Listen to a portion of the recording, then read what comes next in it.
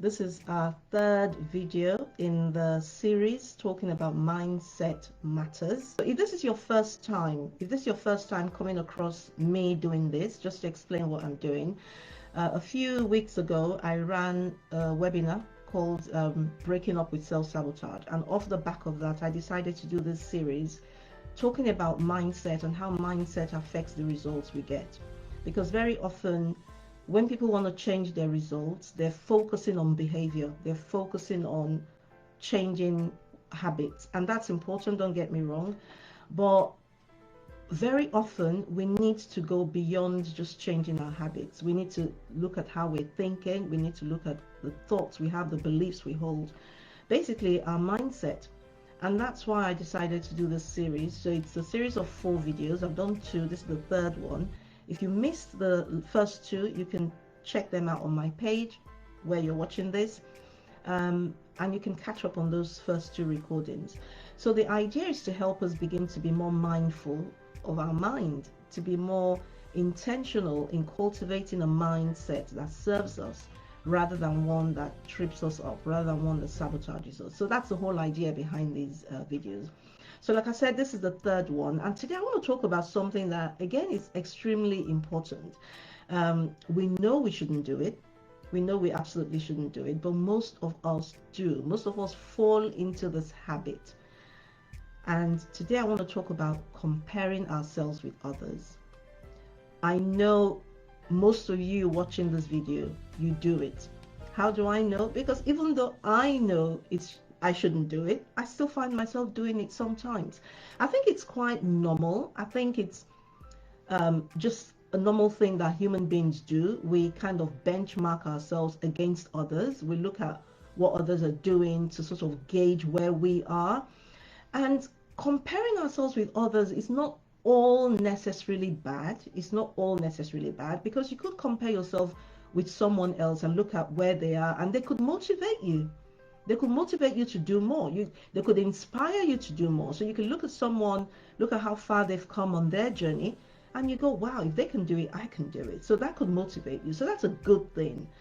But more often than not, when we compare ourselves with others, it makes us feel like well, okay, let me put it like this. For most people that compare themselves with others, especially if you do it quite often, sort of on a regular basis, it ends up being a negative thing, because very often you end up being disappointed in yourself, thinking, oh, there must be something wrong with me, I'm not as far ahead as they are, and that could affect your self-esteem. So you start to have low self-esteem because you feel you haven't accomplished as much as you should have. That could lead to envy and jealousy, because you're thinking they have that, I don't, they can do this, I can't, right? So it could lead to envy, it could lead to low self-esteem. I already said that. It could lead to low self-confidence. It could affect your confidence, because again, you're judging yourself. You could end up judging yourself and feeling like you're inadequate, you're not good enough, that's why you're not where they are, and their life is better than yours. So you could lose confidence.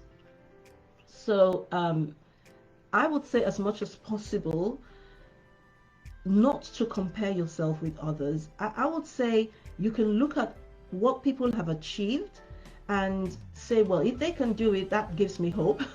That means I can do it. They don't have 2 heads.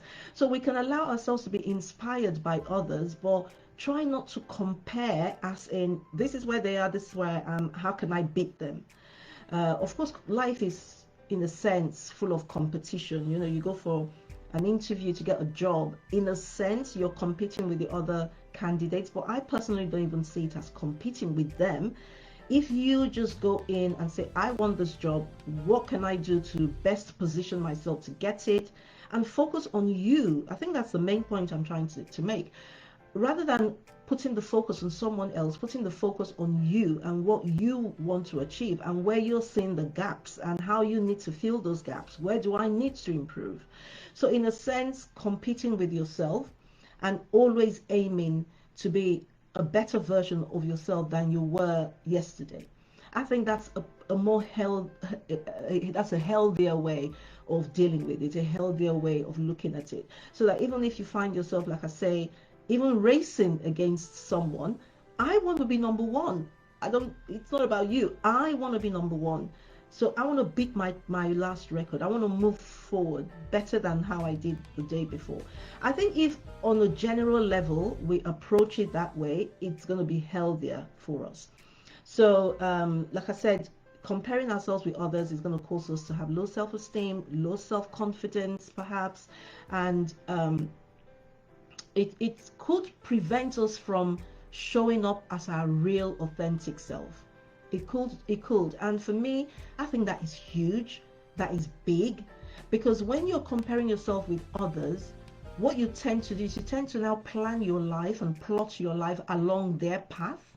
Because you're comparing yourself with them, you find yourself kind of imitating them, imitating what they're doing, right? So they set up a coaching group. Let me use myself as an example. I'm a coach, I'm a trainer, and I'm modeling my life along another coach's path. I see on social media that they've set up this coaching group. I could be tempted to set up a coaching group, even though when I sit to really think about it, it might not be what I really want, or it might not be the way I want to show up in my business. It might not be the way I feel like I can best serve my clients. So I'm not being authentic in that sense. So comparing ourselves with others will prevent us from showing up as our real authentic self. And that is a big mistake, something we want to avoid, because then we're not as creative as we could be, because you are unique. There is something special about you that you alone can bring to the table. And so when you find yourself comparing and competing, then, unhealthy competition, getting into unhealthy competition with someone else, what's going to happen is you're not going to be authentic. I say to people, you might end up wearing lime green dresses when you don't even like lime green, just because you're finding yourself wanting to do what others are doing, the ones that you're comparing yourself with. So I think that's a big reason to avoid comparing ourselves with others to the extent that we start to compete with them. I think the other thing it leads to as well is negative self-talk. And I'm going to deal with this next week, which is the final of this series. Negative self-talk, where you tell yourself you're not good enough because you see what someone else is doing and you feel like, I can't do what they're doing. Maybe that's not your strength. Maybe that's not your strength. So it's not that you're not good enough. You're feeding your weakness instead of your strength. And that's what you'll tend to do if you compare yourself with others. There are certain things that you are great at. Everybody has their own unique gifts, their own unique talent. And so when you compare yourself with others, again, you run the risk of focusing on your weakness just to improve that so you can be more like the person you're comparing yourself with. And you neglect your strengths. You neglect your own gifts. You neglect your own dream, that thing that should be coming out of you authentically. You start running another man's race, for instance. We all have our own race to run. My journey is unique to me. My timetable is unique to me. It's different to yours. So when I start to compare my timetable with yours and say, oh, look at them, they've done this, they've gone so far, I could very easily miss it. So how do you self-sabotage? By comparing yourself with others in all the ways that I've just explained. Because number one, you might not be living your own dream. You might end up living someone else's dream. Number two, you neglect your own gifts and your own talent. Instead of putting energy in developing yourself, you put energy in trying to be something you're not. And so you self-sabotage, because the real you is neglected. The real authentic you is not expressed, right? So yeah, those are the ways that competing with others can cause us to self-sabotage. So how do you overcome that mindset? Because like I said, it's something that a lot of people find themselves engaged in. It's something that a lot of people inadvertently get involved in, comparing themselves with others. What are some ways that you can overcome that, so you don't get locked in that place of, to some degree, some people even become depressed, you know, when that envy and jealousy creeps in and you start to look at someone else's life and compare it with yours and feel like you are so insignificant because of what they are doing, and you don't see anything good about your own life and what you're creating for yourself, you could even get depressed, right? So how do you, and that's definitely obviously not going to help you get ahead in life. It's not going to help you be creative or be innovative or to be fruitful, as I like to say, to create the things that you can be creating in your own world and showing up for others the way you should. That will prevent you from showing up for others the way you should. How do you overcome that? I would say, if you find yourself, you know, maybe you're on social media, you're going through social media, as people tend to do, you're scrolling, and you're finding yourself falling deeper and deeper into that place where you're beginning to feel discontent. How about removing yourself from that place? Because I personally know from my line of work, that scrolling on social media is one of the triggers for most people, because you're looking at other people's lives. You're generally not looking at yours. You're looking at other people's lives. You're looking at what they're accomplishing. You're looking at their wins. And so very quickly you can begin to say, oh, they did this. Oh, they did that. Oh, everybody's getting ahead but me. And you can very easily start to compare and compete with others. So how about removing yourself from that place? If you find that you can't control yourself, it's okay to remove yourself from social media for a period of time. Or if you find that it's really drowning you or draining you or causing you to really feel bad about yourself, because we talked about this, I think it was the first video I did, about the power of our feelings, how the way you think affects the way you feel, and the way you feel determines what you do, and that's what determines the results you get. So don't sit there trying to fight the feeling. Just remove yourself from that place and go do something else. Another technique that you could use is something called replacement. So one thing I know, if you find yourself comparing yourself with others, that to me is telling you something about a need you have or a desire you have. I don't know about you, but I generally don't go comparing myself with people who are completely, maybe in a different industry or doing something completely different to what I'm doing. I tend to compare myself with people who are doing what I want to do, achieving what I want to achieve. So how about you look at it like this, that the fact that I am looking at them and saying, oh, wow, is just an indication of a desire that I have to want that. A desire that I have to maybe earn what they're earning. A desire that I have to have what they have or to be what they are. So that desire of itself is not necessarily bad. It's just that feeling might just be highlighting that desire, and that desire is not necessarily bad. So what you could do is you could, you know, they talk about the law of perpetual transmission of energy. That is energy, right? That feeling is energy. You could allow that to become envy, or you could turn that energy around and use it to focus on your own growth. So something has been highlighted in you that you want, that you don't have.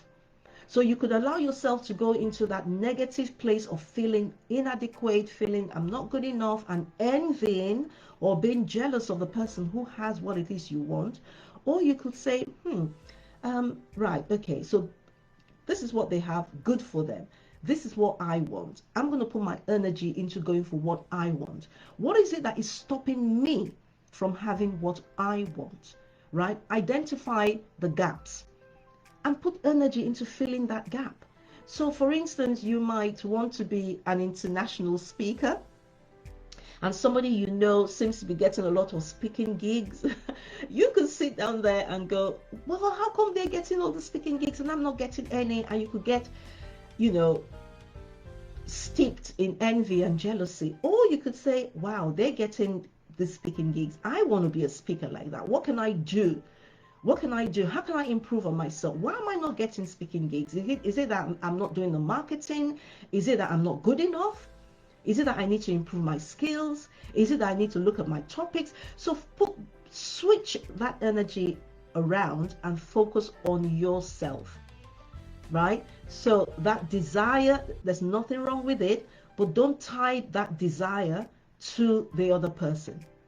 It's a desire you have. That's why you're feeling how you're feeling. Look at the desire, look at where you are, look at the gap between where you are and fulfilling that desire, and put your energy into filling that gap. I hope that makes sense. Yeah, so that's what I wanted to share with us today, because I know that when we compare ourselves with others, it absolutely holds us back.